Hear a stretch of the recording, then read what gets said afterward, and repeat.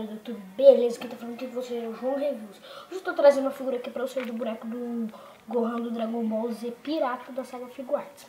Vamos mostrar aqui as articulações dele. Ele mexe aqui a cabeça 360 graus. Como é que caiu? Minha cabeça 360 graus. Mexe a mão aqui, ó, 360 graus. Mexe o cotovelo. Mexe aqui, ó, o pé 360.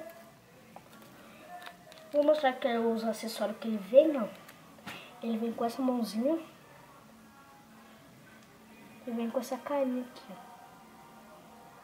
ó. Calma aí, deixa eu focar aqui. Aqui, ó, vem com essa carinha. Essa carinha. Vou trocar aqui a carinha dele, ó, pra vocês. Primeiro eu tiro o cabelo. Vou colocar aqui. Aqui, ó.